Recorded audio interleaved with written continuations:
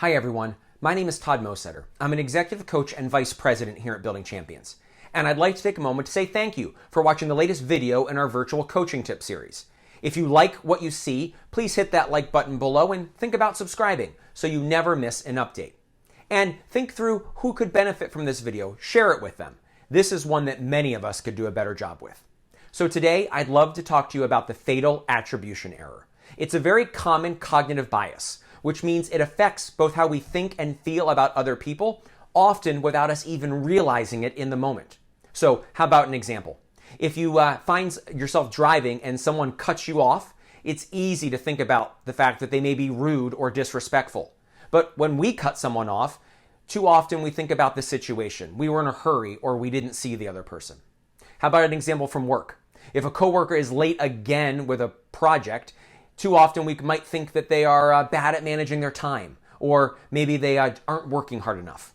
But when we're late with a project ourselves, we think about all the competing priorities we're trying to juggle, and maybe there was a vendor that was late with the deliverable that caused us to be behind. Not exactly our fault. Left unchecked and unchallenged, these false assumptions about people's character, who they are, it builds distrust and fuels conflict. And those two things can take even the strongest teams off track. So, how do we overcome the fatal attribution error? Step number 1, assume positive intent. In other words, think through the other person and just assume that they were trying to do their best. Think through some possible reasons of what may have caused them to take that action. In other words, assume positive intent and show them the same grace that we often show ourselves. As an added bonus, this can build empathy and emotional intelligence, two key factors for any effective leader.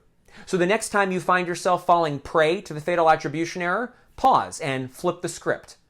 Rather than assuming the worst in someone, just stop and assume the best. Assume positive intent.